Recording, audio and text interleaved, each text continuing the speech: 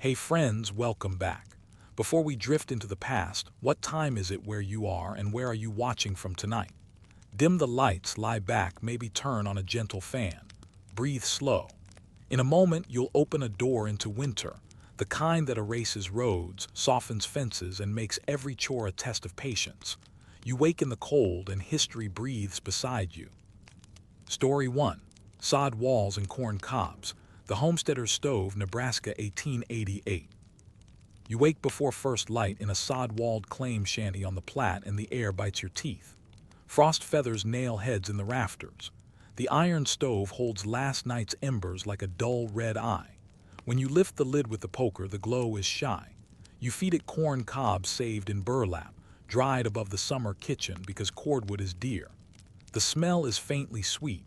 Husks, ash, a lick of creosote from the stovepipe you scrubbed last week. You bank the fire carefully and listen to the slow ticking of iron as it remembers work. Sod keeps a slow promise. The blocks were cut with a grasshopper plow and stacked root side up. In winter they remember warmth only as an idea. Mud chinking dried and cracked by November, so you stuffed seams with newspaper and rags. A single six-pane window is filmed with ice on the inside. The sash rope frayed last year and you replaced it with harness twine. You turn the damper so heat won't sprint up the pipe, set the kettle to push humidity into the room, and slide 2 soapstones under the skirts of the quilt to warm your feet later. Your clothes are a plan as much as garments. Wool union suit, flannel shirt, knit muffler, cap with ear flaps, mittens over gloves, felt liners inside overshoes with buckles that always find a way to loosen. Some rub bear grease or lard on cheeks and noses against the white sting. You keep a tin by the lamp. The kerosene is winter grade, less likely to gel, but you still cup the chimney with your hands until the flame steadies into a modest, useful glow. Water is an errand. The bucket by the bed is crusted with thin ice. You crack it with the dipper's belly, then set the bucket near the stove after each use to keep it from freezing solid. Snow melts in a second kettle to stretch the well's draw because the pump will balk when the leather dries and shrinks. The privy rope waits, braided and gritty with last storm's rime, a line from door to barn so you won't lose the world in the white between. You listen to the house. Wind has a grammar on the plains. Yesterday it worried the north eave. Now it is strangely absent, a held breath. The sky at sundown carried sundogs, mock suns on either side, ice in the high air, the old-timers said. The thermometer nailed outside the door reads a cautious 22. Then the hinge creaks with its own frost, and a blade of cold slips under the threshold. You smell snow like iron. Somewhere beyond the dark, the pump handle will seize, the animal's water will skin with ice, and the old barn door will rattle like tin. When the wind turns in a single, clean motion and the air falls like a trap, what do you reach for first now? The damper, the rope, or the latch? You answer the wind by moving. Standing still writes frost into your joints. The damper goes half shut to keep the heat low and steady. You tie the braided rope to your waist, loop the free end around the doorpost, and test the knot twice. When you crack the latch, the night pushes in, grainy snow with its own sound like sand across paper. It stings the thin skin at your temples. You bury your nose and mouth in wool and step into the white. Ice needles hiss outside. The rope becomes your map. Where yesterday a dozen paces reached the barn, now 3 feel like a mile. The lantern's circle is a smudge. It lights mostly the flakes rushing at you, each a tiny mirror of the flame. You shuffle to keep balance on crust disguised as new drift. Snow takes every edge and rounds it. Even the manure pile looks like a sleeping ox. Your overshoes squeak. The barn door protests, then yields. You tumble in and let the wind slam it shut. Animals exhale small clouds. The milk cow's ear tip is rimed. You rub it briskly until blood returns. A calf born wrong time of year because fences and bulls keep their own calendars balls. You spread fresh straw, toss chopped corn and hay, and break the crust in the water tub with a board so your hand won't freeze to the iron. The chickens mutter behind burlap tacked over the coop slats. Under the floor, a cat has chosen a warm corner. You work by habit, Less hurry, more sequence, because fumbling costs heat and time. You know what this is. Old men in town call it a blue norther or an Alberta clipper. Newspapers print charts with arrows skating down from Canada. In January 1888, the day began mild and shirt-sleeve. Then the front arrived like a door slammed by an unseen hand. Children wandered from schoolhouses into white and never found home. You remember the headlines. You checked the loft for nails of cold pushing through the roof boards and set a broom by the door to sweep it clear if its seals shut. Back at the house, the hinges shriek and then go mute under new snow. You stamp boots and hang them upside down to keep their shape. The stove hums softly. The iron smells like pennies. You drape a quilt over the window to tame the draft without inviting condensation to drown the sill. A cup of coffee tastes like a decision. You bank the fire with cobs and a stick of cottonwood you saved for true weather, then crack the damper a hair's breadth. Chimneys can choke. A house needs a lung. The pump will freeze if you ignore it. You grease your cheeks, retie the rope, and brace to reach the well pit once more. The gusts now quiver the sod wall. If the rope snaps, will you know which direction is home by the taste of the air alone? You brace the door with a grain sack and go for the pump. The rope hums like a frozen string, each gust plucks it. In the well pit, boards creak, your breath makes its own weather. You uncap the pump and try the handle, leather cup frozen stiff, iron keen with cold. From your coat you draw a bottle wrapped in rags, brine boiled strong for this hour. A little down the pipe, a little on the plunger, then slow, patient strokes. First nothing, then a cough of water brown at the edges, and at last a steady thread. You fill 2 buckets and top the animal's tub until a skin forms again. On the way back, the rope tugs, crust breaks, a boot sinks to the ankle. Snow finds your sock like a thief with small hands. Inside, you strip the liner, rub the foot hard, and pack dry straw in the overshoe. Old trick, reliable as any. The kettle whispers. You set a pan of water on the stove for mittens, and while heat gathers, you mend the barn latch with fence wire. These are the hours that never make a headline, yet decide who endures the winter at all. Midnight brings the house its quietest shape. The lamp turned low rings a soft halo on tin. You listen for the stove's deep breathing and crack the damper when the mica soots, then bank again. Soapstones migrate from bed to chair to boots like humble comets. You map tasks by time rather than sight. Sweep the door, check the loft, chip ice, rotate chores, sip from the same enamel mug. Each circuit is simpler than thinking about it. Near morning, wind drops to a tired rattle. The door opens to a white wall drifted past the sill. You shovel it in layers, letting the top crust fall in clean plates. The sky, a pale pewter, shows where the world resumes. The barn roof wears a cornice sharp as cut paper. You strike it down to keep boards honest. Animals blink slow. The calf noses warm straw and forgets the hour. You count small losses, a cracked bucket, a bent hinge, a throat raw from the taste of snow. The day after will carry stories to town. How a school rope kept children together. How a section crew held a track open with shovels and curses. How someone vanished because a lantern went out. Papers will call it a blizzard. You will remember it as conscription into the quiet army of doing the next necessary thing again. Today we checkpoint houses by smart thermostats and phones that show storms in tidy icons. Yet every system rests on the same old habits. Vent a flame, dry a boot, share heat, mark a path. When snow erases landmarks, then or now, survival contracts to ordinary tasks done unshakably. Which small, unfashionable skill, kept and taught, becomes the rope between door and barn for the next white night. Story 2. The Rope to the Barn. A Dakota schoolhouse on the day the blizzard came. You reach the schoolhouse before the children, boots thudding on hardpan, breath making its own little cloud above the knob. The door sticks as usual where snow drifted last week and melted into a buckle. Inside is the same modest geography. Pot-bellied stove at center, coal scuttle by the wall, a tin pail and shared dipper near the door, a row of pegs for scarves and mackinaws. The blackboard is frosted at the edges where the putty shrank. You shake cobs and low-grade lignite into the firebox and listen for the steady draw up the stovepipe. Rope hangs from the nail by the map of Dakota Territory. 50 feet of braided clothesline, scratchy and stiff from last storm. It runs when needed from threshold to the privy and the linta where kindling is stored. Today begins easy. The horizon is pale as skim milk, the air above freezing, and the yard squeaks underfoot instead of crunching. You ring the handbell and children separate from the road like blackbirds off prairie grass, each with a slate, a lunch pail, and ears red from the walk. Lessons are the quiet labor of winter. McGuffey's reader pages turn with mittened care.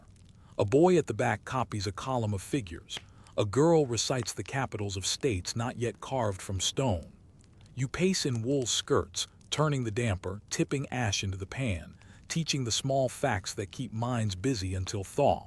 How to spell necessary, how to find north when the sun hides, how to keep matches dry. On the sill, a jelly jar fogs the glass with its own breath. It is full of nails for arithmetic, cold as coins. Some mornings have warning. This one offers a lie. Near noon, a smudge appears in the northwest, the color of rubbed graphite. The wind quits as if someone has closed a door on it. Then the smudge grows into a wall and the temperature falls the way a pail tips, all at once. The first gust snuffs the light in the children's eyes and lifts snow from old drifts like flour. Ice crystals sting skin like thrown grit. The stove, suddenly greedy, pulls harder. You choke the damper to keep fuel from vanishing. You tell the older ones to fetch the rope. Hands work without chatter. Loop to the latch, a turn around the porch post, a straight line to the privy, another to the wood lean-to.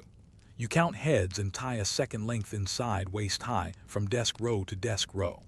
Lids go on lunch pails to turn them into heat-saving stools.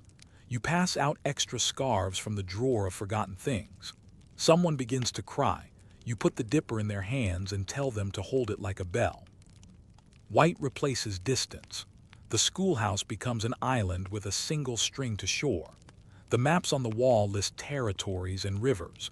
Beyond the glass, there is only the near world of rope and noise.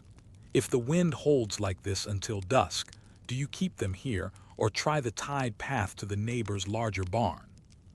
You steady the room by giving it chores. The oldest boy minds the damper. The thermometer goes to a careful girl. Two littles roll a quilt along the sill where wind finds the putty's gaps. You hang wetted mittens on a wire by the stovepipe and remind them to keep a finger between wool and iron. The lantern stays capped. Flame eats air as surely as mouths eat lunch. You inventory heat as if it were money. The coal scuttle is half. 3 bundles of kindling remain in the lean-to. You mark the board. 1 shovelful each 15 minutes. You crack a window the width of a knife so the stove does not steal all the oxygen, a trick learned from a section man who had seen houses turn sleepy for lack of air. Breath makes frost ferns grow on glass like writing. You ask for lunches so food can be pooled. Out come the commonplaces: lard bread wrapped in cloth, a potato baked yesterday and still sweet at the heart, cut apples browned at edges, a jar of beans whose wax ring held through the cold, 2 cookies saved since Sunday. You divide by mouth an hour, keeping one thing sweet for later. A boy wants to eat everything now. You make him bell ringer and set his hand on the tongue to count quarter hours. Lessons become a blanket. You have them recite capitals to keep mouths warm, then multiplication tables to keep minds from staring at the window. Between pages you listen. The rope thrumming, stoves draw, snow ticking the clapboards. You know the stories. January 12, 1888 began in shirt sleeves and ended with men freezing yards from their own doors. Warnings were thin, barometers scarce, telegraph words slowed by distance. A sky can lie this prettily once before a teacher learns to mistrust easy mornings.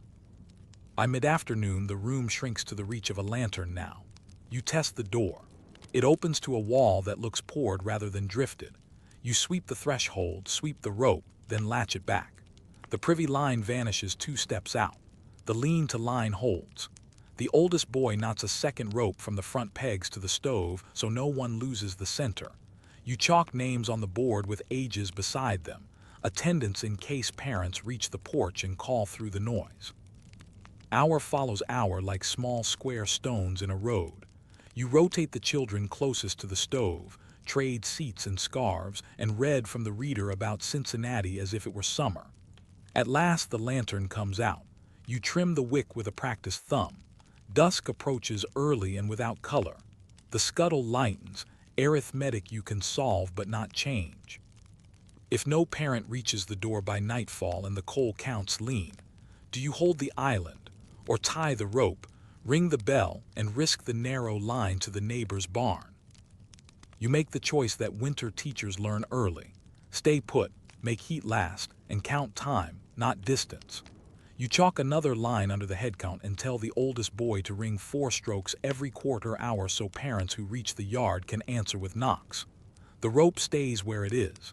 The door is swept again to keep it honest. You shift benches into a rough circle around the stove and settle the smallest bodies closest to iron. Night has its arithmetic. 1 shovelful of coal lasts 15 minutes when the damper rides low. Kindling buys a brief blaze to dry mittens, then vanishes. You rotate seats. You warm stones on the stove and slip them into socks like quiet presents. Steam from a kettle counts as weather inside. You keep it singing so noses don't crack. The lantern is turned to a pea of flame and hooded with a tin reflector to spare air. Outside, the rope hums in gusts like a telegraph line speaking one word: hold. Stories are insulation. You read cities from the atlas as if they were hearths: Baltimore, Savannah, Denver. Between names, you listen for the sound all teachers hope for, the knock that matches the bell. It comes thin at first, then firm. A father on the porch, scarf iced into boards, says the neighbor's hay barn is open and warming with bodies. The way is short, but the drift is high. You look at the scuttle, count the mouths, and consider the walls. You know the record. In this same storm, some teachers walked their pupils into white nobody, and the papers printed their names next to words like tragic. Others stayed, and the morning found them stiff but whole. One woman in Nebraska tied her 13 children together and led them after the roof tore free. Her rope held, and so did the story. Your roof is sound. Your fuel is thin. The decision becomes simple from these small, stubborn facts. You send the oldest 2 with the father to stamp a trench from porch to sled track and return. Then you tie each child to the inside line, knot to knot, and scribe a rule. Left hand on rope, right hand on the coat ahead. You test the door between gusts, raise scarves over mouths, and step into a world without rooms. The lantern shows mostly snow. The trench works. In 3 slow files you reach the hay smell and the steam of animals, and the barn door closes like a book around a sentence. Morning walks back. Wind eases, rope sags, and the world resumes its distances. Parents trade names against your chalk list. All answer. Later, some districts add storm sheds to schools. Some nail permanent lines from door to privy, and weather offices send faster warnings along improved wires. Still, winter keeps the old exam. When weather erases choices until only ordinary skills remain, which habit will you keep polished for the next white lying sky? Story 3, Section House Midnight. Railroad men keeping a line alive. You wake to the click of ice inside the stovepipe and the tick of the telegraph at the depot 3 poles down. The section house holds heat like a careful ledger. 1 potbelly stove, 1 bunk, 1 pegboard of tools, lining bars, spike mauls, claw hammers, switch brooms trimmed square. Lanterns hang by their wire guards, wicks pinched low to save kerosene. On the wall, a timetable says which freight owns the night. Time, not distance, rules railroads. You lace your boots to the minute. Outside, the right of-way lies white and level as paper. Snow has sifted into the ballast, then crusted. Rails sing dull under your boot. The switch stand wears rime. The target's red circle shows eastbound, line for the main. You open the tool chest. Torpedoes wrapped in oiled paper to tape to the rail if visibility dies. Fusees that burn a stubborn red. A brass switch locked cold as a coin. You shoulder a broom and a shovel. Your partner shoulders the bar. Work begins with edges. You brush the flangeways at the points, carve ice from the throw rod, and test the throw. Iron moves reluctantly until it doesn't, and then all at once, you keep fingers clear. A freight from the division city will nose down from the west near 2 with a wedge plow ahead of the pilot. Rotaries exist on other lines, loud and dear. Here the wedge depends on speed and faith. Your piece is smaller. Make sure the plow meets a switch that will not climb the rail. The depot lamp answers your hand's signal, a slow arc to say the main is clear. The operator's key chatters in the dark station. Orders will be whooped up to the engineer with a bamboo Y when he thunders past. The line is a long argument carried by wire and timetable. You are not part of the speech, only the punctuation, the comma that slows disaster. You check joint bars for sprung bolts where frost has wedged the gap. A wrench turns slow, threads complain. Spikes ring when tapped, a dull note for loose, a bright for true. Somewhere downline, a snow fence catches wind and drops it harmless. Here the cut funnels it. You bank the stove, then tramp back out because warmth makes tools lie heavy and thoughts soft. The night chews kerosene and breaths alike. Near 1:30, the sky turns granular. Snow comes as hard glitter that bites the face. You fix 2 torpedoes on the rail at equal intervals, hat brim low, lantern shaded. Rule book says 3 in nil visibility. Tonight 2 will speak plenty. The track is a narrow certainty bordered by error. Your partner asks whether to line the siding if the plow falters and the freight stalls. You watch the target and the sky that swallows the next pole.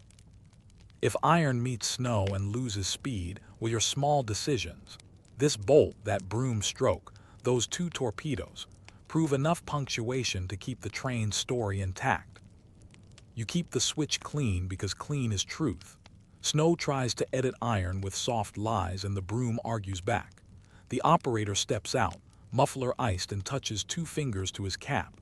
Orders copied, extra west due at 2:10 with a wedge ahead. He adds a small thing that matters. Dispatch says wind rising at the summit, drifts forming near milepost 84. You write it in your head as a map the plow will not see. The telegraph key stops chattering and begins to click with purpose. Train order board drops to green, proceed. You set a fusee where the sight line kinks and test the lock again. In fair weather, switches are grammar. In this they are breath. The throw bar squeals, then seats. You brush the heel and the point until they shine like cold knives. 2:10 becomes 2:12 because clocks learn humility. Then the line gathers itself into a distant throb. Snow ahead of the plow lifts like a curtain and bursts. The wedge shoulders into the cut with a hiss and a roar. Sparks spit under the pilot where packed ice quarrels with wheel flanges. For a minute pride runs fast, iron winning a straight argument. Then the argument bends.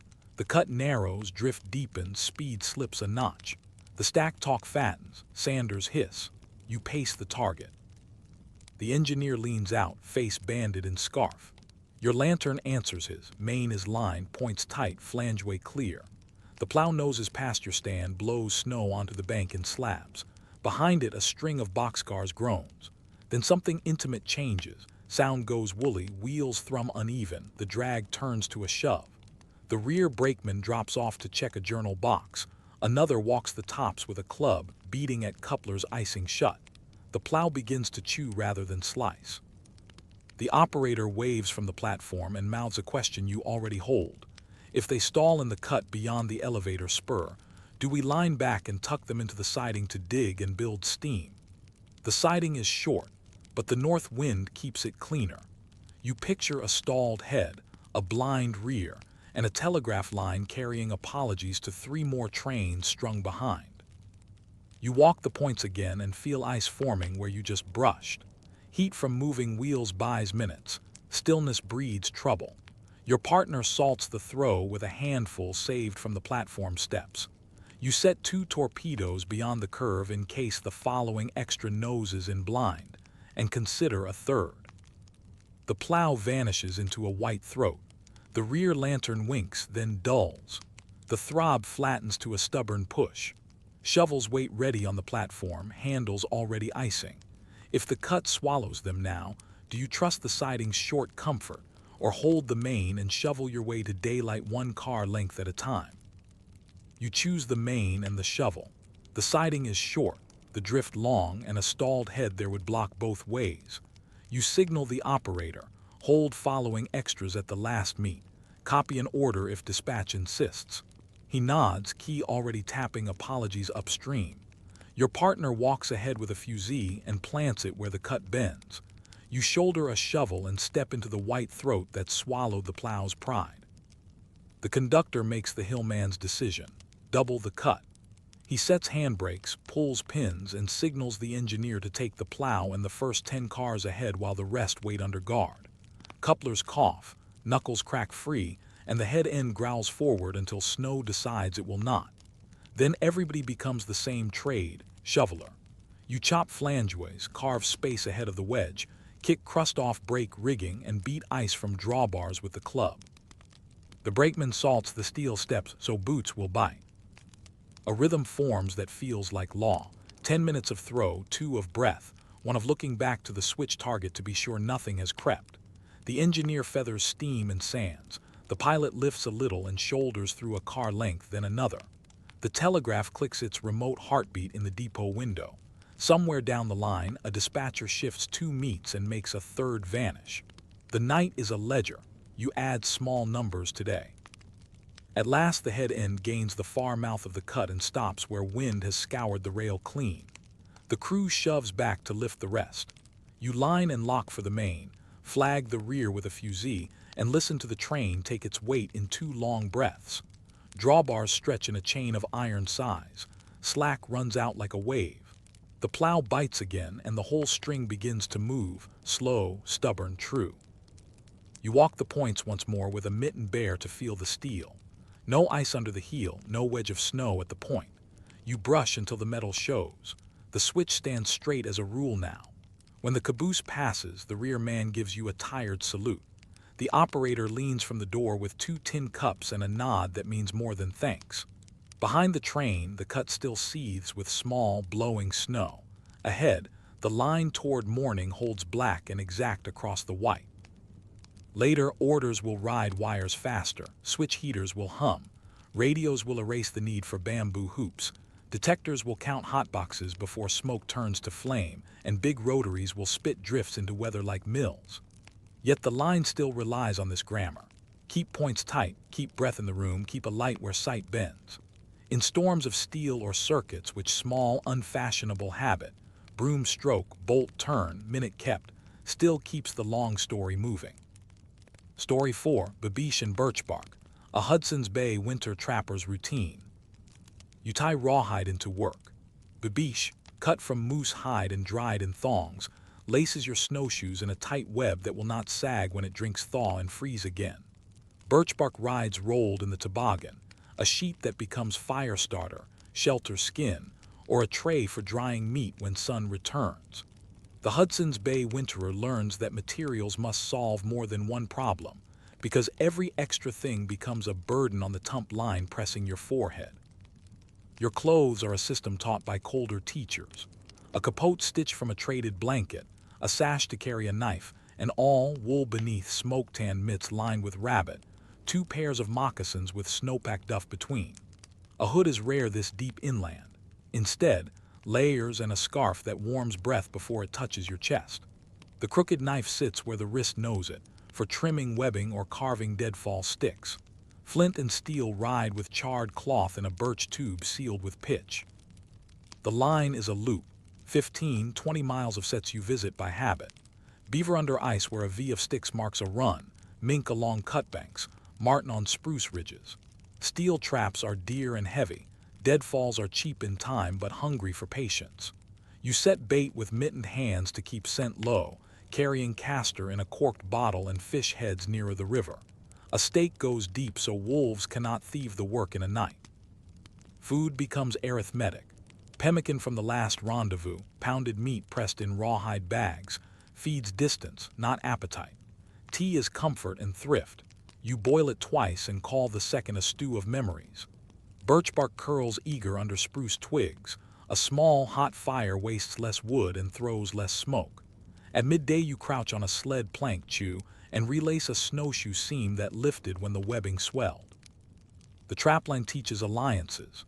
Cree families near the post trade advice that keeps feet attached, where overflow lurks under innocent snow, which muskeg trails float even when the air snaps dry, when the wind carries human scent across a lake and teaches beaver caution. You pay in tobacco and in listening.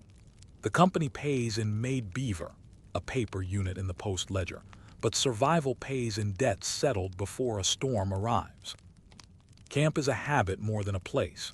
You cut balsam boughs into a mattress that lifts bones off frost, tilt a birch bark lean with its back to the wind, stitch a crease of snow along the edges to block drafts. Mitts sleep on a stick near the coals, moccasins upside down so steam escapes. Before you close your eyes, you lift each trap in your mind, spring, chain, stake, bait, and count them like prayers. When the river ice groans in the dark and overflow rises unseen beneath the snow, will your next step find bridged safety, or a boot filling with black water at 30 below? You learn to hear water hiding. Overflow makes a shallow, treacherous lake under clean snow, fed by springs that never sleep. The warning is a muffled hush where squeak should be, a faint sag under the shoe.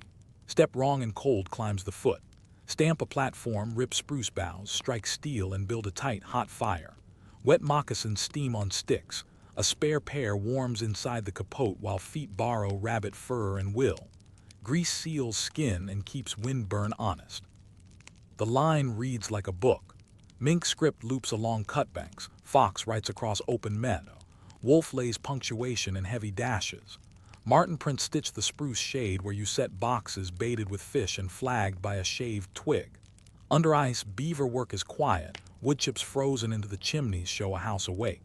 You set a trap at the run between feed bed and den, stake deep, chain short and scent clean.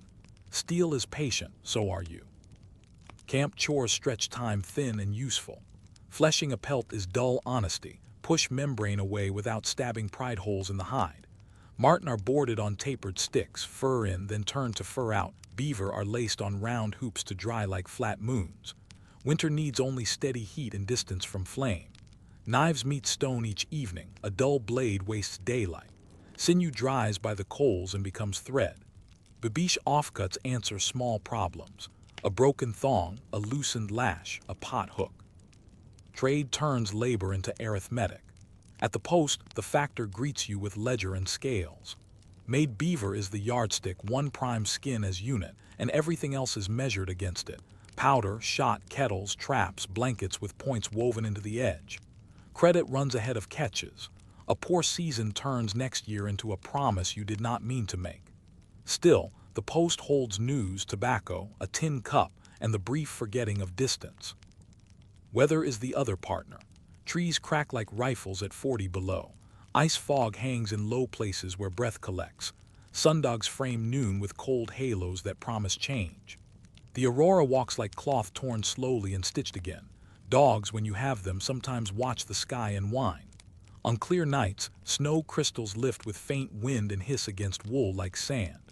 You judge distance by how the axe sounds in air, sharp when dry, tired when storm approaches. By mid-season, traps thin or fatten the debt you carry. You cache meat high, bank coals deep, and plan a push to the post before the next long blow closes the river crossings. In the morning, the beaver chimney stands fresh and rhymed, but one stake near the bend is empty and the chain scours an ugly circle under the ice. If a wolf found steel before you did, do you track the drag into willows now, or wait, save heat, and gamble the pelt against the storm's edge this hour? You choose the now. A fresh track ages by the minute. A storm erases debts and evidence together. You coil the toboggan tie, cinch the sash, and follow the drag where iron scoured a groove under snow. Wolf prints ride the edge, long and confident, and here and there a dark fleck freckles the crust. Nothing dramatic, just the small accounting of a hurried theft. The line crosses a willow flat where wind stacks powder into low dunes. You test with a pole, step where the crust holds, and keep the pace winter allows. Once the groove vanishes under blown snow, you widen a circle until it returns like a sentence remembered. The chain has shaved bark from saplings and snagged hair on a twig. You keep breath even, not fast. Cold punishes speed. Under a tangle of alder, the story ends in the ordinary way. The trap jaw grips only a fringe of fur, now iced into stiff lace. The chain has wound itself around a root and bitten deep. The wolf learned the weight and shook it off. It has a clever school. You free the steel with mittened patience, warm the spring under your coat, and rebend a jaw a hair's width where ice forced a bend. The pelt is gone. The tool returns. In winter, that counts as salvage. Snow begins to sift with a new intent, fine as flour, dry as a broom bristle. You turn downwind for camp, trim spruce boughs to refresh the bed, and cook a thin soup that tastes better than it deserves. Night comes without drama, only a soft thickening. You hang pelts in the lee of the linta where smoke keeps moths away, set a pot of snow to melt, and write the day's line in a small book. Traps checked, one lost, steel recovered, weather turning, credit still ahead of catch. 2 days later the sky hardens to blue and the world rings again. You load the toboggan with care. Heavy beaver inboard, light martin outboard, hoop frames nested, tools lashed quiet. Trail to the post runs on river and muskeg, a white road stamped with old stories. At the factor's counter, scales talk in clicks. He notes prime by habit, rubbed with a frown, totals march in his hand like neat geese. Powder, shot, traps, tea, blankets, each added, each paid. Your debt shrinks. The post smells of tallow, tobacco, wet wool. News passes like heat. Whose cache a wolverine raided, where overflow took a dog, which family moved camp early to find better willow. You trade a small hoop for needles and settle your back by the stove exactly long enough to remember softness, then rise before it slows your hands. Modern winters hide their ledgers behind thermostats and quiet roads, but margin still runs thin, and ordinary habits still pay the bill. Which tool, kept sharp, dried by the fire, never borrowed to laziness, will you count on when your own weather turns? Story 5. Lantern at the Well, Minnesota Farmstead and the Frozen Pump. You carry the lantern like a small sun, and the kitchen follows you into the dooryard in an oval of gold. Snow makes the familiar path strange. Steps you know become little bowls that swallow light. The pump stands on its square of planks by the well curb, a black shape rhymed white, handle cocked as if listening. It has gone stubborn again, leather shrunk in the cold, iron contracting into silence. The animals want water, the stove wants a kettle. You set the lantern on a nail driven into the pump post long ago for this hour. Soot halos the glass, hissing. A tin pail waits upside down to keep drift from nesting in it. You crack ice with the dipper's belly, then tip yesterday's saving, warm water held by the stove into the priming cup. The smell is mineral and faintly sweet from wood smoke. You work the handle slow to swell the leather cup on the plunger, patient as bread. First the rod lifts against nothing, then a cough from the throat. The well is shallow, a sand point driven in the good years when the windmill still turned. The mill is locked for winter, tail chained so storms don't tear it loose. Tonight you are the power. You throw a grain sack around the head, bind it with baling wire to keep the wind from licking heat away, and you keep the handle moving, not fast, just steady. Water thickens the gloves and threatens your knuckles with glass. Old fixes ride your pockets. A strip of harness leather to replace a split cup, a wedge of oak to tighten a pivot bolt, a thread-wrapped nail for the packing gland when the rod weeps. You learned each repair from someone's patient back at the sink, head bent under lamplight, saying all iron has moods and most yield to calm hands. On bad nights, a little brine goes down the throat and the pump sips it like medicine. Buckets fill and skin over in their first breath. You carry them to the stock tank and break the top with a board, easing the calves' noses into steam. The horses nod and drink with slow, grateful mouths. The chickens scold from their burlap-dark roosts. By the time you return, the pump has crusted again. You move the lantern closer, warm the handle with your palm, and work the stroke until the cup remembers its shape. Inside, the kettle hisses, frost flowers melt from the window's lower corners. You hang mittens by the stove, tip the boots toward the heat, and set the lantern on the sill to burn off its wet breath. Night presses a cold ear to the door. The list of small chores, wring cloths, drain the spout, loosen the packing before bed, awaits you tonight without complaint. If the leather splits before dawn and the brine runs out, will you sacrifice the boot top, the harness strap, or the last decent strip of apron to make the pump draw again? You take the pump apart with a patience that winter teaches. 2 nuts on the stuffing box turn grudgingly, the thread squeaks, then gives. You lift the gland and slide hemp packing out in stiff, salty rings, a smell like old rope and iron. Fresh packing waits in a tin snuff box, cut on the bias so ends overlap. You wind 3 coils, tamp them with a nail head, set the gland back and snug the nuts just shy of bite. The rod should weep a tear, not a river. Too tight and leather chews to collars, too loose and heat leaves by the spout. The windmill looms like a folded spider above the yard, blades chained and tail snubbed to the tower. In fair months it lifts water with a slow, dependable speech. Tonight it is only a wind vane, shouldering gusts so the mast does not wrench itself apart. You check the rod at the curb, scan the tower for missing lacing, and test the clamp that keeps the sucker rod from walking. Metal answers with a cold, honest note. Inside, you wrap rags on the spout and pour just boiled water through cloth so heat spreads without shocking the iron. Steam climbs, lantern glass fogs, and the handle softens from its stubbornness. You prime again, a mug at a time, then work the stroke until the cylinder remembers its bargain. When water runs, you drain the spout and leave the handle down so leather sleeps wet.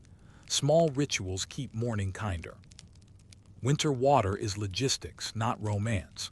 You rotate buckets, one warms by the stove while another steeps outside. You bank the stock tank with chaff and an old quilt. You ladle scald from the boiler to float thin ice. A plank laid across the tank lets chickens drink without soaking their feathers. You mark the path with a grain scoop set upright where the drift begins, tomorrow's handhold if the yard goes blind again. Repairs cue themselves. The pivot bolt has wallowed. You shave a hardwood bushing, smear tallow, and turn the nut until play drops to a whisper. The leather cup looks whole but dry. You oil it with lard, then wrap it in damp cloth while you carry wood. If it fails, the harness strap hanging by the stall will die into usefulness. You measure such costs by seasons, not dollars. Neighbors' tricks travel faster than storms. One taught you to lower a heated horseshoe on wire to wake the throat with gentle fog. Another swears by a lantern under a wash tub as windbreak and warmer. You keep both in mind and neither as habit, because a well remembers care and punishes hurry. The lantern burns lower, the yard stills, and the pump handle yields its last gallon for the night. The stars feel brittle tonight. If dawn returns at 30 below and the leather has split despite care, do you spend an hour shaping a new cup, or cut the harness at once and buy water with tomorrow's work? You decide before sleep to loosen the packing a half turn so the rod will not marry the cold. The handle rests down, leather drinking what warmth remains. You set the lantern on a saucer of sand near the door, not for light now, but so a waking hand finds a match.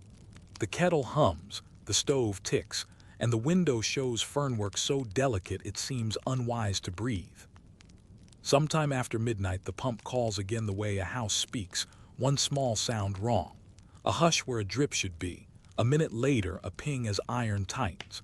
You lamp up, pull on boots lined with yesterday's heat and cross the yard into air that erases thought.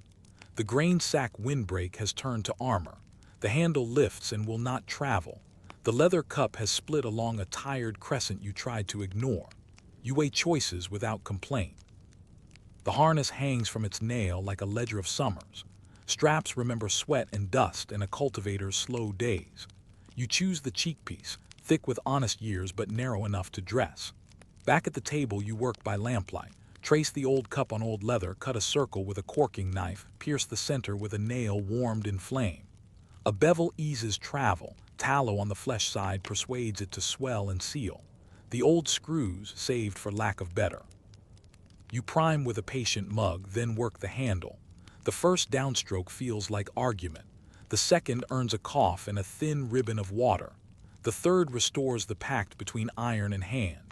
You drain the spout, lower the handle, and stand in the yard while stars harden toward dawn.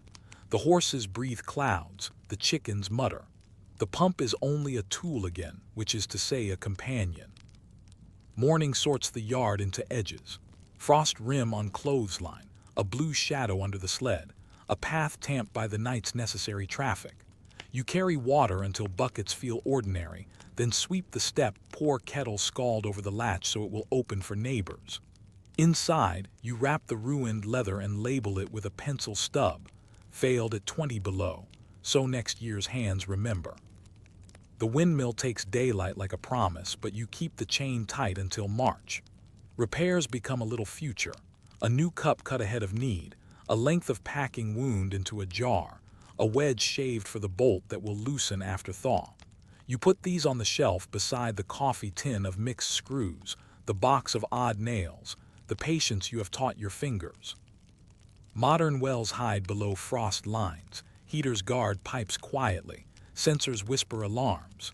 Still, water truly obeys old rules and people do too. Which unremarkable ritual, draining a spout, oiling a seal, sharing the first bucket, will keep your own house alive the next time weather becomes a test written in white? Story 6, Pemmican and Prayer, Red River Matey Sled Train in Whiteout. You travel winter the old way, toboggans hissing, horses blowing steam, ox bells keeping time where sight fails. The Red River Road is only a memory under wind-scoured snow, so you follow willows in the faint rise and fall that hints at coulees. Your capote's hood lifts and falls. The cinture fléché binds middle and carries all, knife and pipe. Moccasins ride over hay duffed into boots, and rabbit skin liners keep toes honest. A rosary rides beside a tinder tube. Between prayers and sparks you keep courage and fire. Pemmican loads ride close, lashed in rawhide. Bags of pounded bison mixed with rendered fat, sometimes berries, wasna to some, pemmican to all who travel far. Each sack is a ration made useful by water and flame, traded and made beaver or barrel to clerks at Fort Gary Ellis and Carlton. In summer, Red River carts groan on hub and axle. In winter, runners write a clean grammar on the prairie. The work is the same, carry calories and messages between posts and hunts. Whiteout begins as a simplification. Horizon and ground share one color, drifts ripple like frozen waves. You keep company by sound. A leader's call, steady bells, the soft shush of snowshoes testing a crossing. When wind lifts flower-fine snow from crust, your lashes bead and freeze. The carriole, light and skin-lined, carries an elder and a child. You shift loads so weight rides low and forward. A top-heavy sledge can yaw and spill a winter's worth of food into distance. Camp is technique. You stomp a rectangle hard, block wind with a low wall of snow, and lay willow mats or spruce boughs for a mattress. A small hot fire beats a big foolish one. You bank coals with earth and save axes for wood that splits clean. Rubaboo, the traveler's soup, begins with melted snow, a fist of pemmican parfleche scrap boiled soft, and sometimes a flap of dried turnip from last fall's garden. Bannock cooks on a stick. Tea turns from brown to comfort. Prayer is part of the kit. Someone makes the sign, someone hums a hymn from St. Boniface, someone watches sky and dogs.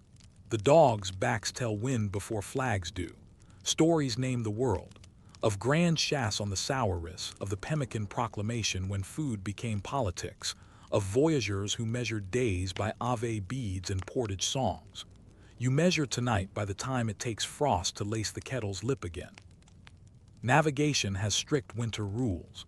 Drifts, the sastrugi, point their carved backs like weather vanes, willow tops sketch creek beds, a groan underfoot warns of overflow. If the sky lifts, the North Star writes answer you can trust. If it stays closed, you trust roots stitched into feet. You tie sleighs together when the air loses depth, bells space so one voice always reaches another. When wind thickens and the line wavers in that white room, do you push for the shelter belt you cannot see, or circle the sleds and build a longer night?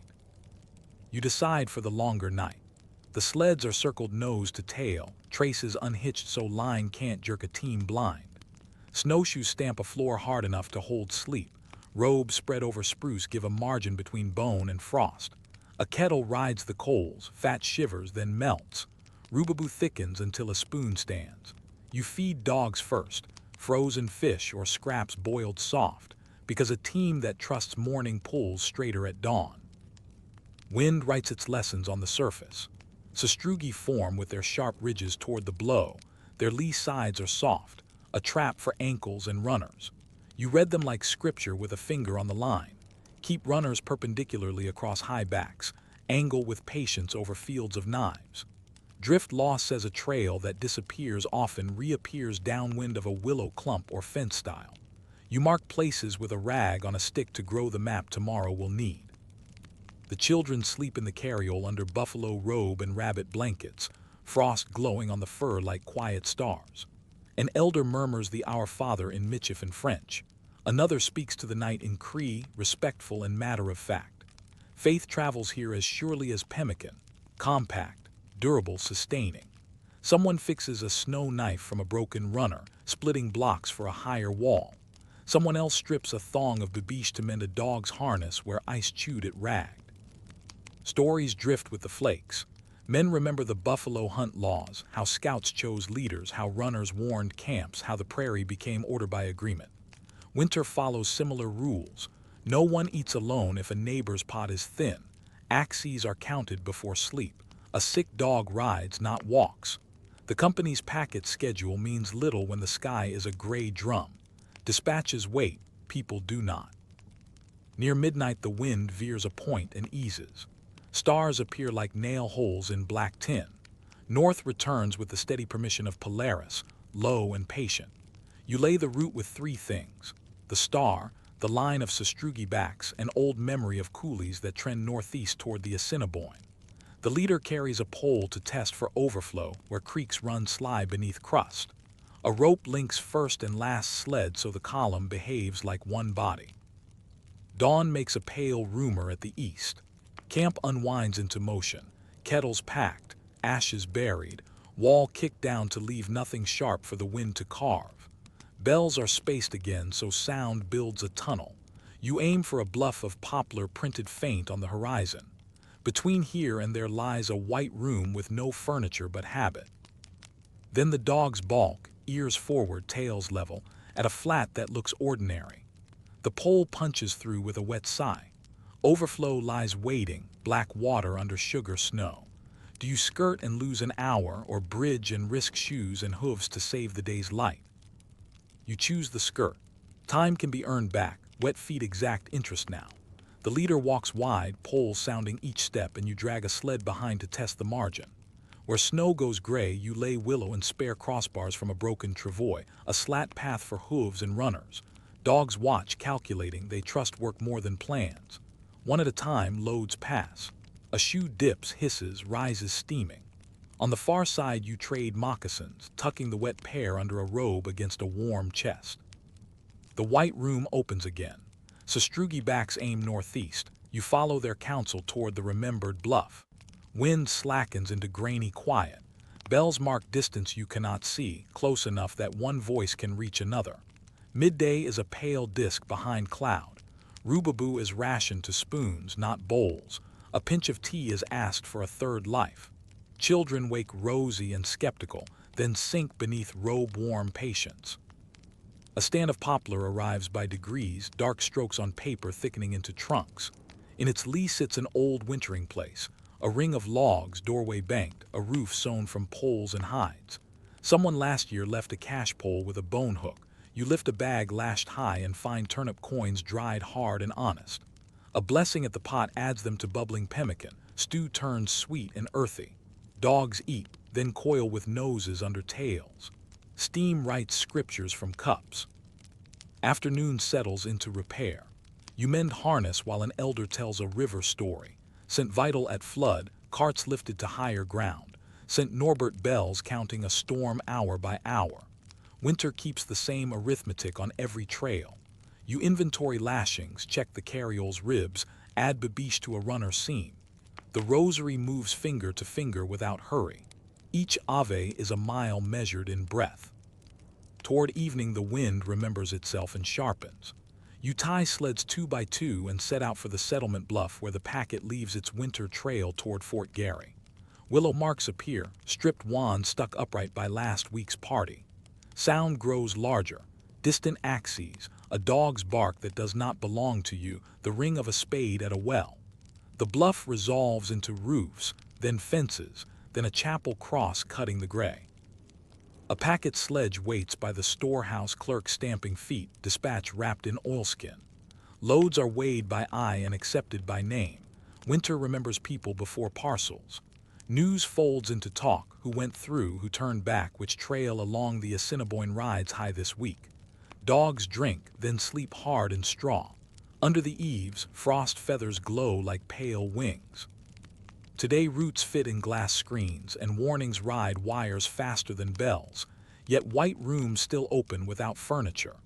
Which humble knowledge, reading adrift, back, trusting a dog's paws, giving tea leaves a third life, will carry you when your map goes blank. Story 7. Telegraph in the Snow, Montana Lineman and the Singing Wire. You walk the right-of way where the bitterroot wind turns rails to reeds and the telegraph line to a choir. Each span hums its own pitch. Ice rims the glass ponies on the crossarm, thickening them into dull bells. The wire, number 9 galvanized iron stretched years ago, sags under new weight and sings a note that crawls in the teeth. In the depot behind you, the American Morse sounder stutters like a cautious heart. The operator said Helena was weak, Livingston fatting, and Butte only a whisper. Your kid is small and particular. Climbing irons bite cedar with a decisive sound. A leather belt and rope lanyard circle the pole like a patient embrace.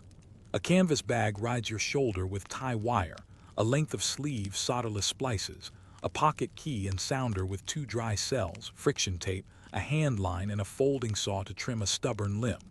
You carry a pole test hammer because wood rots from the inside. A bright ring tells truth. A dull thud foretells a fall. You listen before you climb because wind makes liars of wires. Snow pries at every seam and steals heat from hands tonight. Each pole is a story in wood and wind. This one leans leeward, the guy humming a minor third below the line. The crossarm's gain is tight, brace is true. Glass shows milk where frost crept under a cracked skirt.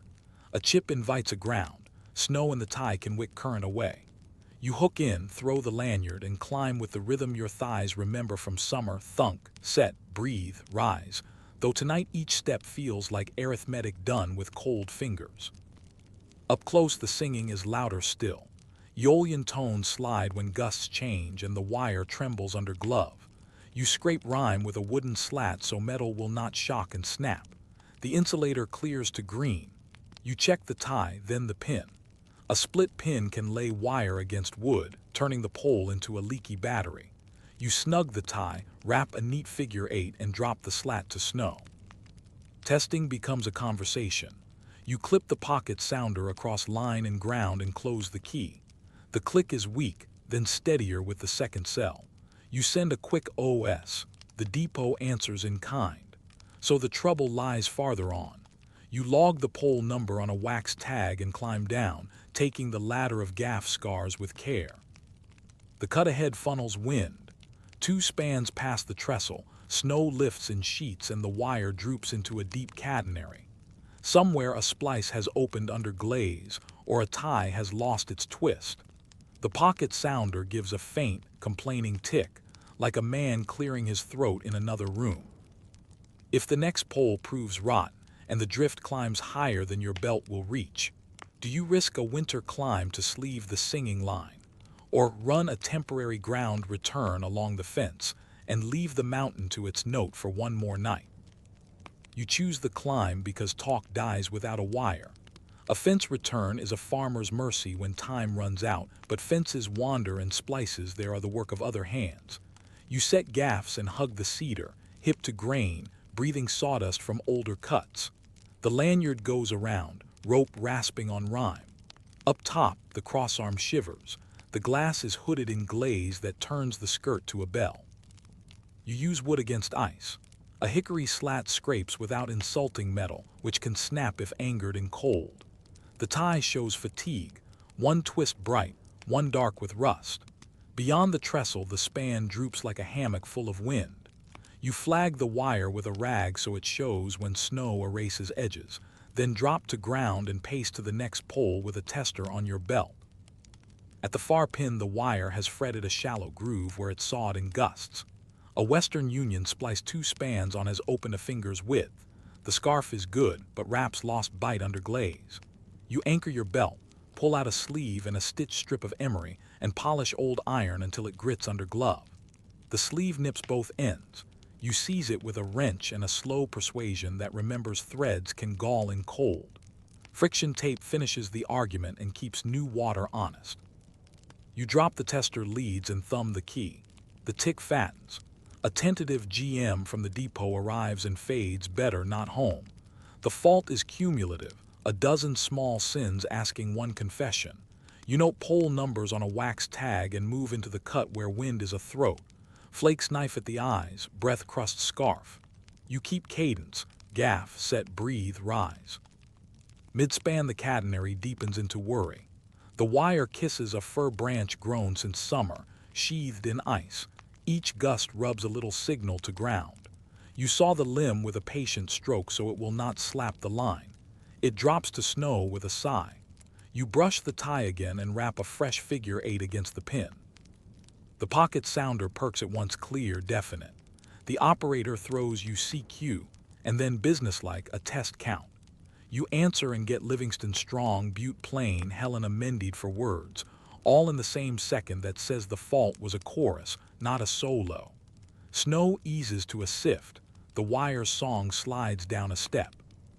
Light bleeds gray through the overcast. You think of poles ahead, office battery, a rheostat that tames a strong line in summer, now turned generous to feed a cold, hungry circuit. If the summit span sags under glaze thick as window glass and the wind veers cruel before evening, do you press on to sleeve it now, or declare the line passable and trade certainty for daylight's short mercy? You choose to press on because a mended line at dusk is better than a promising one at noon. The summit span waits in a shallow saddle where wind piles glaze and pulls wire into a tired smile. Poles stand sound, guys humming. Crossarms carry a thin beard of rhyme. You test with the pocket sounder. Clear, but the note fades as gusts lift. A weak joint shows when the mountain asks twice. Climbing irons bite cedar. You move slow to spare breath. Up top, insulators wear sugar ice hoods that thicken skirts and invite leaks. You scrape with a hickory slat until green glass shows, then feel the tie with bare knuckle. It is true, but the wire sags deep. Too much belly for a storm not done speaking. You flag the line, drop, and walk to the low belly where ice has layered like onion skin. There's an old trick that makes engineers nervous and linemen honest. Banjo the wire to shed the glaze.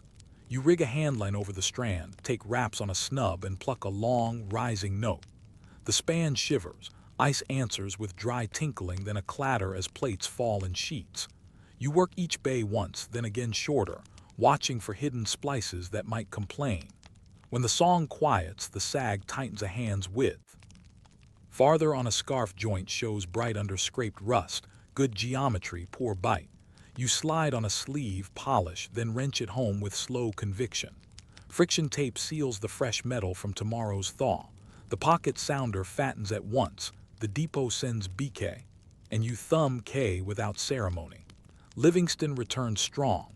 Helena's hand grows legible instead of tired. Snow eases to sift. In the lee of a rock cut, you find one pole whose heart has gone to meal. The hammer says dull. The shell holds only by habit. You guy it with the handline to a juniper root and chalk the number for a spring crew and a new hole. Not elegant, but winter accepts braces that summer would shame. By late afternoon, the wire sings a lower, satisfied note. You test the circuit end to end. Clear ticks, measured gaps, words running in tidy feet. In the depot, the operator's shoulders drop. Coffee smells like a plan instead of a hope. You hang the climbing irons, wipe tools with waste, and coil the rope with its slow memory of cedar and cold. Later, signals will ride fiber that ignores weather, and repeaters will hum behind locked doors. Still, storms will seek the weak splice, the rotten pole, the unbrushed tie. Which small habit, listening to wood, scraping glass, trusting the song of wire, will keep your own long conversation from breaking when the wind asks hard questions again. Story 8, Stagecoach Layover, Platte River Station in a northern. You keep station time by chores, not clocks. The Platte runs dark under plates of drifting ice, and the wind comes straight off it like a blade with no handle. Your stage stop is a low adobe and timber rectangle with a sod cap, hitch rail out front, corral to the lee, and a door that never latches on the first try. Inside, the cookstove ticks. Coffee stings the nose. A pot of axle grease softens on the warming shelf because cold turns tallow to rope. The logbook rides beside the waybill, names and minutes tidy where the road is not. This is a swing station, not a home one. No beds for passengers, only benches, tin cups, a stew that tastes of yesterday made honest by pepper. What you keep is speed. Fresh teams ready, traces untangled, collars warmed by the stove so leather won't crack when cinched. In summer it's horses, tonight it's mules that know wind. Harness hangs by size and temper. Bells are wrapped in rags so sound won't advertise warmth to a wandering cold man. The coach arrives late by a quiet eternity, lamps licked blue by the norther. A Concord if the mail is heavy, a celerity wagon if it's light. Tonight it's Concord red paint filmed with frost. The driver's scarf is a white board. He calls down, 6 souls in 2 mail sacks, 1 crate marked fragile that thuds like lead. You swing the door wide, herd them in, and steam rises from wool like ghosts making coffee. Relief is a list. Pull the sacks to the counter. Check pouch tags against the waybill. Set bricks in the oven for passengers' feet. Ladle stew. Pry the reins from the driver before pride steals blood from practicality. A boy carries sand pails to stow behind the footboard. Ice on the grade west of here turns runners into liars, and a handful thrown under wheels can teach truth. Another boy leads the spent team to the lee and rubs them down with burlap until sound replaces shiver. You curry the fresh 4, check shoes for sprung nails, and smear frog and heel with a lick of pine tar against snowballing. Hames are buckled with mitten patience. The driver maps the wind on his tongue. Passengers eat around the stove, quiet, counting the cost of night miles against the cost of staying put. One woman wraps a handkerchief around a cracked teacup and pockets it like luck. The norther tests mortar in the east wall. The door jumps, then settles. Through the leeward slit there are no stars, only slate. The road north rides a bench above the river and drifts shut when wind has a mind. The mail wants motion, the driver wants daylight, the company wants both, every day you've known. The bell strap lies ready on the footboard. If the wind sharpens and the valley fills with moving white, do you send the team on schedule, or hold the coach until the dark gives back a horizon? You call the choice by ledger, not nerves. The waybill promises mail at Julesburg by dawn, and the company fines for delays not written in ice. Still, a schedule with teeth will bite its own team if you let it. You pace the porch, test the drift with the brake stick, and watch the wind shave the bench above the river. Spindrift lifts like lime. No stars. The river talks in plates that bump and hush. Inside, you stage the leaving as if laying tools on a bench. Axles get hot grease. The near 4 shows a nick at the wedge key. You seat it and peen the cotter until it rings. The brake ratchet is sulky and cold. You work the pawl through its clicks. Thorough braces, the broad leather bands, have stiffened to grudges. You warm them by the stove and dress the cracks with tallow. The reach is sound. The pole strap shows a stretch you note for spring. Passengers pay in silences. One wraps feet with newspaper. Another pinches sugar into coffee and studies the door. You brief them without drama. No stepping down unless told, no blankets near the footboard lamp, hands inside when the coach lurches. You hand the woman a warmed brick and show where to set it when cold climbs. Harness goes on in a practice stanza. Collars, hames, traces, reins, checks. Steady mules at the wheel, the best snow shoulderers at lead. Lines run through frozen rings with a gritty whisper. A boy dusts sand over the porch planks for the first turn. You hang a second lantern low on the nigh side so the driver can read the wheels bite against the road. Then you test the world. The driver eases the team out, the brake whispers, the body rolls on its leather. You walk alongside to the bend above the ferry road, shovel on your shoulder, feeling for where the bench drops toward ice. The wind has made a cornice deceptively smooth. You slice steps with the shovel, build a shallow ramp of tamped snow, and throw sand thin as flour where the surface shines. A gust presses the lamp's flame flat, then upright. The driver leans, hat brim white, waiting for your palm to say forward. You listen for the river. Plates answer with slow collisions, near enough to warn, far enough to respect. The lead pair lower into the drift and push. Traces twang. Thorough braces sigh. Two wheels climb the ramp, bite the sand, and find purchase. Beyond, the road becomes suggestion. A pale stripe losing courage toward the willow bend. The wind takes another edge off the world. A coil of rope rides the footboard to belay wheels where the slope steepens in black gusts. If the bench pinches again in the dark and the brake fails its promise on ice, do you send a boy ahead with lamp and shovel to cut the next ramp? Or call the coach back to the stove and swallow the company's fine with your pride? You send the boy ahead with the shovel and the low lantern, because a small light closer to the ground reads surface better than any guess from the box. His scarf is tied short so it won't slap the flame. The rope coils around his waist and the footboard stanchion, paid out a yard at a time. He cuts the cornice, builds a shallow stair, sprinkles sand from the pail you filled warm by the stove, and lifts his chin when the track is ready. The driver clucks to the team. Traces answer like strings drawn tight. You keep your palm low to shield the flame from the sideways breath of wind. The bench pinches again where willow roots hold the drift in a high lip. You and the boy harvest wands, chop them to arm's length, and spear them upright behind the wheels so a retreat won't erase the way. The coach crawls, leather thoroughbraces groaning like old ships. Inside, bricks cool on ankles. Outside, you listen for that wrong note when a wheel begins to slide. It doesn't. The brake bites. The pawl holds. Sand flares white. A mile takes the hour. The norther leans until the lamps burn sideways. You drop a coil of rope over a willow trunk and belay the coach down a short slope where the bench gives up to the floodplain. Snow there is lower, packed by river wind. The driver lays the lash along the 9 mules' flank, not in anger but in grammar. Move now, then rest. The lead pair lean as one. The box eases into flat. Ahead, a dark smudge grows, becomes a dugout barn led into a bank, then the low eave of a rancher's winter house. The door opens to your knock, and a woman raises a lamp with the calm of someone who has opened to wine before. There is hay, a corner for sacks, coffee that tastes faintly of smoke and safety. The driver runs a finger down the waybill, then closes the book. Finds matter in spring.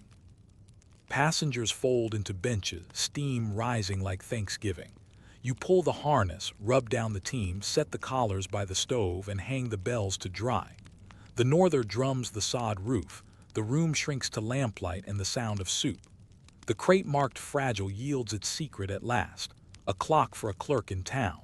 You wind it once and its tick becomes the room's new weather. In the morning, drifts will have slumped, the river will speak more softly, and the road will reappear where soundings promised it was. The mail will go, and a ledger line will record late due weather. Years from now, the route will ride steel and messages will outrun storms. But people will still travel by small agreements, sand on a shine, rope on a post, a lamp lifted in a doorway.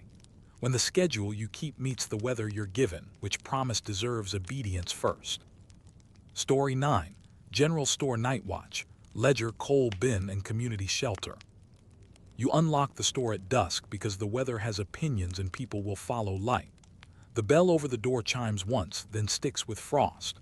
Inside, familiar geography waits, pickle barrel, flour in stacked 50-pound sacks, coffee in a bin, nails by the keg, lamp chimneys lined on a shelf. The post alcove smells of paste. Behind the counter, the ledger sits open to today. 2 ruled columns for debit and credit, names writing the margin. Coal is your first arithmetic.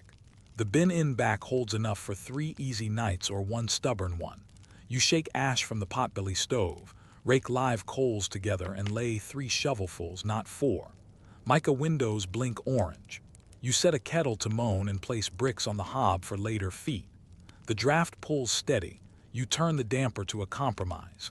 Heat makes promises that fuel must keep. Neighbors arrive by gradients. A farmer with a split boot, a widow and her 2 wrapped like parcels, the section man off shift with whiskers rime white, 3 schoolchildren sent ahead while their mother banks her own stove. You hang blankets over the front windows to tame the glass's appetite for warmth and lay door snakes along the sill. Wet coats steam and smell of wool and horses. You put the coffee tin by the counter with a note. Take 1 mug. We will count later. The ledger turns shelter into memory. You write names as they speak them and add small notes you'll understand tomorrow. Borrowed lantern, sack of oats to team, 2 bricks warmed. Credit is the town's circulatory system in winter. When the road forgets wagons, trust keeps soup moving. You cut cheese with a wire and pass it on brown paper. Someone opens a jar of beans. Someone else offers a ham hock from the sled because storms audit larders. You ration light the way you ration coal. Lamps are trimmed and turned low, chimneys wiped with a rag that already knows soot. The stove's radius defines seats, children nearest, elders next, the rest in patient orbits. You rotate people the way a baker turns loaves in an oven, not for fairness alone, but for physics. The kettle's breath adds humidity. A pan of snow melts on the hob to teach the air manners. News replaces entertainment. The telegraph at the depot clicked wire weak before quiet. The school kept its rope. The section crew doubled adrift and won. Someone mentions the blizzard of '88 and how it began in shirt sleeves. Someone else remembers rope from door to barn. You write these like footnotes in the margin, not for charge, for keeping. Near midnight the wind sharpens. The stove's heart holds, but coal bin lowers by inches you feel in your back. If the night lengthens past guess and the bin falls to boards, do you bank the fire hard and call for quilts, or open the store's wood crates and spend tomorrow's shelves on heat? You choose heat you can count. The bin shows its wooden ribs through coal like a thin winter grin. You tip the scuttle, shake fines into a pail for later, and keep good lumps for hours that drag. A neighbor brings 2 split fence rails and a guilty shrug. You break them on the porch step and stack them by the door, bark outward so snow steams first, not sap. Shelter becomes a recipe. You nail quilts over the stairwell to trap warm air on the store floor. Apple barrels lose 2 staves each with a hammer tap, staves sawn short and laid to season by the stove's leg. You keep the hoops for spring. Nothing is purely firewood if it can be hardware later. Coffee turns to broth. You slice an onion, peel potatoes from a bin with eyes already sprouting, and drop the ham hock into a blue kettle. Steam makes the windows weep. You wipe the glass with yesterday's Gazette. So sun, if it ever rises, will have a place to sit.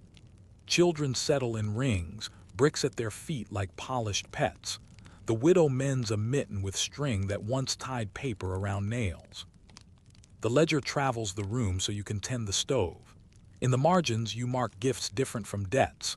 Loaned rail, stitched mitt, watched children while mother fetched wood. Tomorrow you will zero these because winter tallies in favors that do not go across a counter. Still, the habit of writing steadies your hand. Names make heat personal for everyone here. Drafts hunt constantly. You seed door snakes with corn to give them weight and warmth. They hold the sill as if listening. The damper rides low, but not so low that the smoke lazes and sulks back down the pipe. You crack the rear door 2 fingers wide and air straightens like a scolded child. Fuel disappears faster. Lungs thank you anyway. You teach 2 older boys to watch Micah for soot. Add a shovelful, wait, then close. Midnight brings the quiet chores. You rotate sleepers, turn bricks, refill cups, sweep the entry where snow keeps inventing itself. A man coughs in a way that worries you. You give him the chair by the kettle and a spoon of honey from the shelf, counted on the ledger with a circle that means later. You check the coal again and find the bottom nearer than comfort. Crates look at you like reasonable sacrifices. Outside, the wind arranges the world to its liking. The bell rope rubs the jam with a soft, regular. The depot lamp across the way glows and dims as the draft finds its own bargains. You consider sending 2 with a sled to the section house coal pile and decide against throwing human breath at a white field that erases footprints. Now, if the scuttle hits wood before dawn, do you harvest shelves for fuel or bank the fire and ask the room to trade warmth for sleep? You choose the shelves because tomorrow can hold nails loose in a box, but tonight must hold breath. You lift display boards, pry cleats with a bar, and stack slats by the stove. The grain flashes when it meets flame. You feed pieces slowly so heat warms bodies, not rafters. The coal bin accepts its last two good lumps. You bank the stove with judgment, not hope. People settle toward sleep in rings. You tuck bricks into socks and slide them to ankles. You lay quilts over the line of children and pin corners with canned peaches. The coughing man sips honeyed water and remembers a summer fence. You let him talk. A few sentences make a room larger. On the counter, the ledger lies open like a patient ear. You add a line in the margin. Wood from shelves used this night. Credit to all. The door hunts and gives up. The wind tires into a steady insistence. Lamps are turned to a pea of flame. The room takes on the soft sound sleepers make. You tiptoe the aisles you unbuilt, counting breath the way you counted coal. A boy has one glove off. You tuck it back and set his hand inside the other. Dry air is a thief. Moisture returns heat to lips and lungs. Close to 3, the stove's mica browns. You scrape ash, add a stave, then another, and wait for flame to color iron. You find one more board under the seed display and smile at its small miracle, enough to trade for 2 hours. You keep the rear door cracked the width of a coin. The draft stays obedient. Outside, the norther lowers its voice to a long, low breath. Dawn arrives as a rumor of blue at the snow line. The widow stands to fold quilts with hands long used to asking a day to begin. Others wake, embarrassed to have slept, relieved to have slept. You open the door. The bell's tongue knocks twice and then is still. The street is a corridor of white. Across the way, the depot raises its shade an inch. Smoke lifts from 3 chimneys that kept their bargains. You pour coffee, then count what remains. 2 scoops of coal fines that will live again as briquettes when the barrel thaws. Half a dozen staves, enough flour to sell without shame. You reopen the ledger and write the charges that are not charges.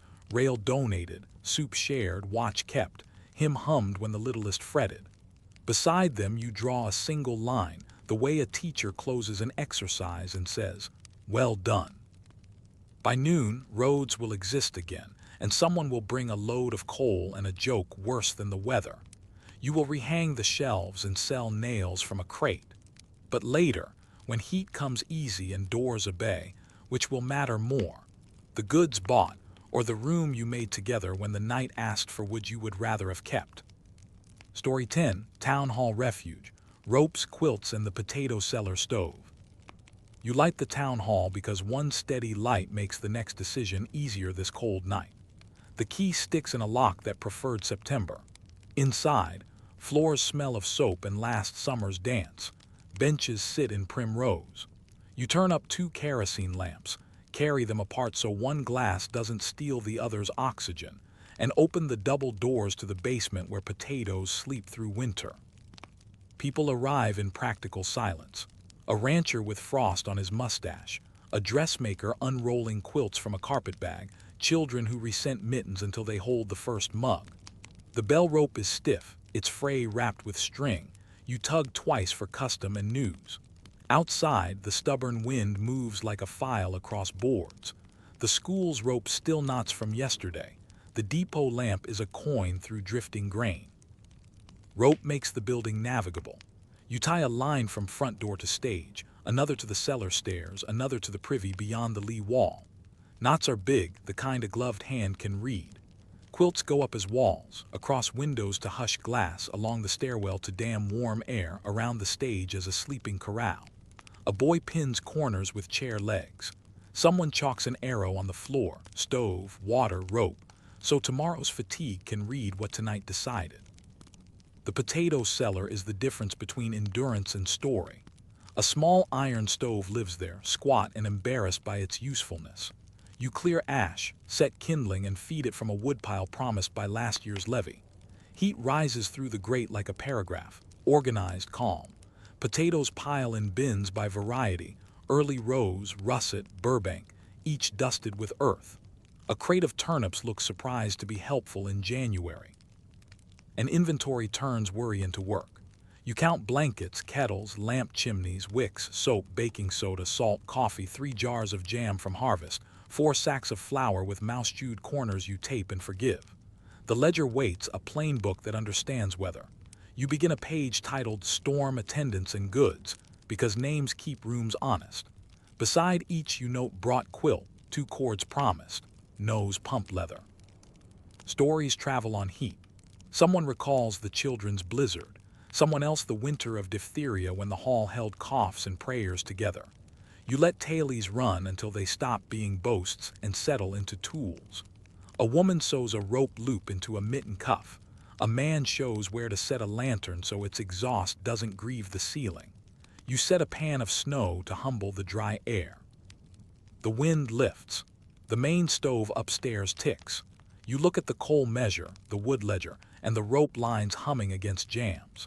If a neighbor pounds the door after midnight with 2 more families and a thin fuel supply, do you stretch quilts and thin soup right now, or move everyone into the potato seller's mercy and spend the wood faster? You choose the cellar because heat that climbs is easier to share than courage that thins. The rope guides hands down the steps, knots big as walnuts, each a quiet promise. Quilts become walls, benches turn to bunks, forming shelves for boots to dry toe down. A pan of snow hisses on the little stove. Steam softens throats rubbed raw by wind. Routines take the chill off thinking. You post a watch at the top of the stairs with a bell and a lantern hooded to spare air and eyes. Another watch keeps the stove's ledger. 2 sticks every 20 minutes, ash scraped each hour, damper cracked to a notch. You slide a ruler under the coal scoop, a line no one crosses until dawn. A bulkhead window opens a finger to prevent the sleepy danger basement's breed. Someone ties the sash with twine so the gap holds. Food turns to arithmetic. Potatoes boiled in their jackets, a turnip diced to spice, a washed-up turned dough trough for soda biscuits you bake on a griddle. Coffee becomes chicory when the can proves shallow. No one minds while it is hot. You tally cups in chalk on a beam, marks erased with a sleeve when hands need work. Children fold napkins from newspaper and trade them for small chores. They nap in turns near the warm wall. Sanitation becomes wisdom whispered. A rope path to the lee privy is swept. A bucket of wood ash set by the door to quiet smells and keep flies honest.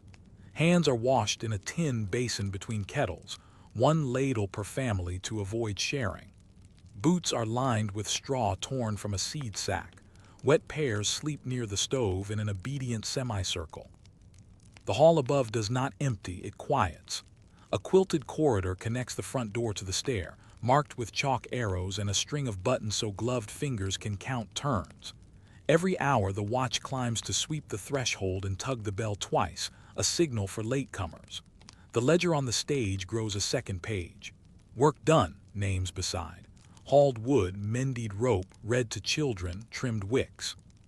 Stories arrive with the last families. A wagon's tongue snapped on the ridge. A team balked at the drift by the mill. The depot man sent 2 by rope and prayer. You group sleepers by heat, elders and bobbies center, the stout along the walls, the restless near the bell. Lamps are pinched low. The stove ticks like a patient clock. Near midnight the wind shifts and presses a palm against the east wall. Frost loosens from joists and taps the floor like small feet. The coal ruler says no more until 4, but a new knock on the outer door argues for now. Do you break the rule and feed the stove, or hold to the ledger and ask the room to make its own heat? You break the rule because rules are tools and tools answer to lives. The bell watcher rings once, and you answer with a stick of maple, then a second, then a shovel of coal fines pressed into small bricks by last summer's patience. Heat rises with a sigh that loosens shoulders. The ledger receives a single line, fed at midnight, reason door. 2 more families come down the rope, faces chalked. You fold them into the ring without ceremony, boots on a bench, quilts in the middle, a mug in each hand. Someone begins a low hymn not to be brave but to keep time while the stove evens the room. You check the sash gap, trim the wick, and stir potatoes into a second boil so steam can make weather. Night is measured by rotations and the small sounds that stay. The watch sweeps the threshold on the hour, tugging twice. The bell replies with 1 quiet note. Children, drowsy, are moved like slow constellations inward. The stove's ledger holds steady, 2 sticks, 20 minutes while you mark ash cleared with the same hand used for taxes in spring. Near 3, wind backs off the eave and begins to breathe. Frost lets go of joists and ticks like distant hail. You walk the rope to the privy, sweep the drift from its step, and stand a moment in a sky that remembers stars. Returning, you place a new knot where a hand seeks it. Future you will thank present you without knowing. Dawn grows from charcoal to slate. Upstairs, lamps find color in bench wood. Downstairs, the little stove's chimney warms the cellar stones. You call names from the ledger, not to count ownership, but to invite mourning. Here, here, here. People answer softly, as if not to startle the heat. You open the bulkhead window a little more and the room breathes deeper breath. The door finally obeys its latch. Outside, drifts have slumped. Fences reappear as lowercase letters. The school bell answers your 2 tugs. The depot raises its shade. Teams arrive with wood from the river grove. A crew shovels a path to the pump.